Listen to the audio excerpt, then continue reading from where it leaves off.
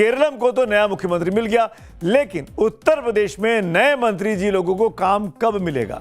मंत्री बन गए पर कामकाज कुछ नहीं है। 10 मई रविवार को शपथ हुई, तस्वीरें उस वक्त की हैं। सोमवार को अटकलें गर्म हुई, मंगलवार को और अटकलें गर्म हुई, बुधवार तक इंतजार और ज्यादा बढ़ गया और आज तो गुरुवार की शाम है, करीब 7:30 बजने वाले हैं। गुरुवार भी गुजर रहा है, लेकिन अभी तक विभागों का आवंटन यूपी में नहीं हो सका है। हालांकि आज मुख्यमंत्री योगी आदित्यनाथ अचानक दिल्ली पहुंचे। उन्होंने गृह मंत्री अमित शाह से उनके आवास पर मुलाकात भी की। सीएम की यह मुलाकात करीब 3 बजे हुई, जो करीब आधे घंटे चली। योगी और शाह के बीच ये मुलाकात यूपी में कैबिनेट विस्तार के बाद पहली बार हुई है। सूत्रों के मुताबिक विभागों के बंटवारे को लेकर चर्चा हुई होगी।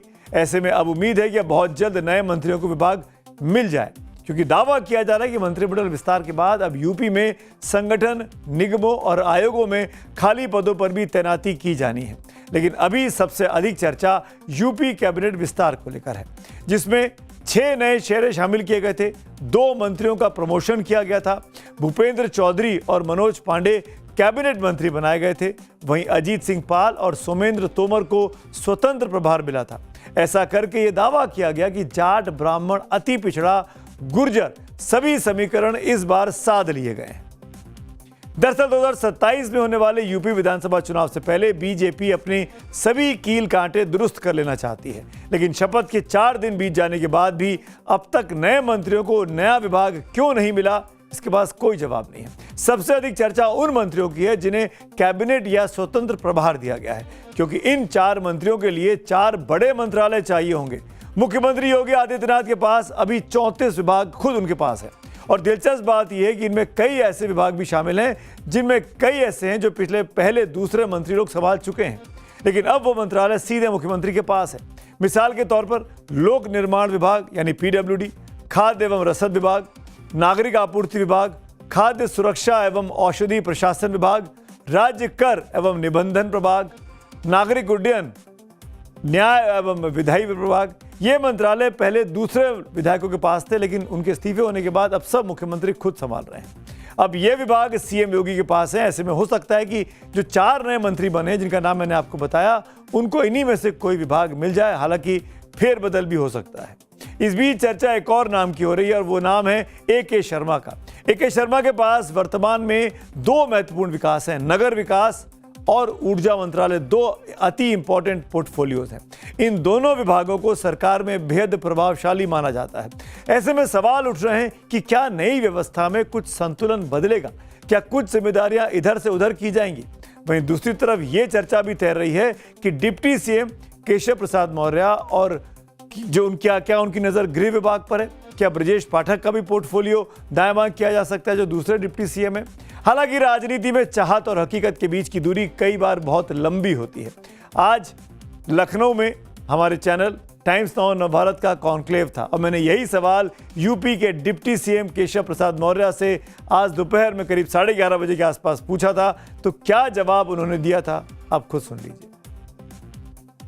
आप अपनी जिम्मेदारियों में कुछ बदलाव चाहते हैं।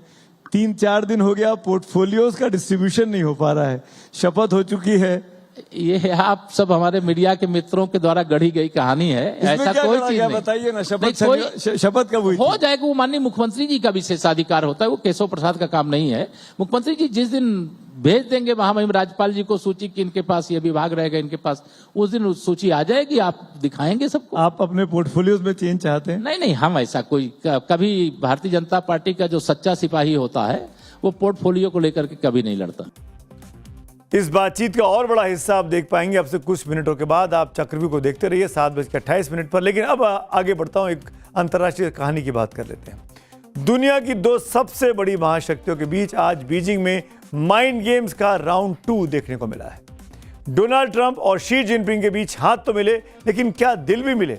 आज की मुलाकात में बातचीत से ज्यादा नेताओं के बॉडी लैंग्वेज ने सुर्खियां बटोरी हैं। एक तरफ ट्रंप का आक्रामक अंदाज था, तो दूसरी तरफ ताइवान के मुद्दे पर जिनपिंग की वो साफ चेतावनी जिसने डिप्लोमेसी के सारे सलीके किनारे रख दिए।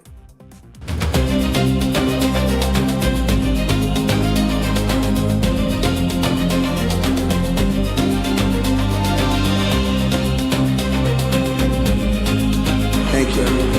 Cheers.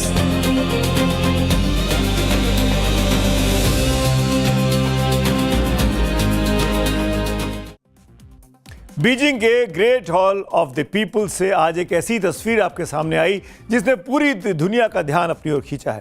बिजनेस, वॉर और ताइवान पर तनाव के बीच डोनाल्ड ट्रंप और शी जिनपिंग, दुनिया की दो बड़े सबसे ताकतवर नेताओं के बीच हुआ दो अलग अलग वक्त का हैंडशेक इस वक्त सोशल मीडिया पर चर्चा का सबसे बड़ा मुद्दा बना है। इस मुलाकात को कुछ लोग ऑकवर्ड बता रहे हैं, कुछ लोग इंटेंस कह रहे हैं, तो कुछ लोग द मिसमैच हैंडशेक कह रहे हैं। लेकिन बॉडी लैंग्वेज एक्सपर्ट्स की माने तो इस हाथ मिलाने के अंदाज में छिपा है आने वाले वक्त का कूटनीतिक इशारा। ट्रंप हमेशा की तरह ऊर्जा से भरे और असर्टिव दिखाई दिए। वो थोड़ा आगे की ओर झुके हुए भी थे, जैसा कि ट्रंप बातचीत के इमोशनल टेम्परेचर को कंट्रोल करना चाहते हो। दूसरी तरफ चीनी राष्ट्रपति शी जिनपिंग बिल्कुल शांत और सदे हुए नजर आए।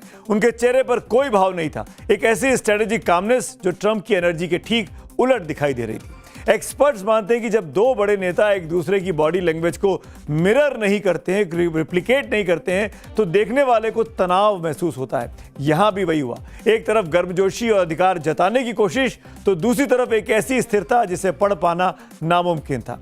जब दो सुपर पावर के बीच सिंक्रोनी यानी तालमेल खत्म हो जाता है तो बिना बोले भी बहुत कुछ कह दिया जाता है। अमेरिकी प्रेसिडेंट ट्रंप बीजिंग के ऐतिहासिक टेंपल ऑफ हेवन भी गए। चाइनीज प्रेसिडेंट शी जिनपिंग भी उनके साथ थे। टेंपल ऑफ हेवन को वो जगह है जहां चीन के मिंग और किंग राजवंश के सम्राट अच्छी फसल के लिए प्रार्थना और धार्मिक अनुष्ठान करते थे।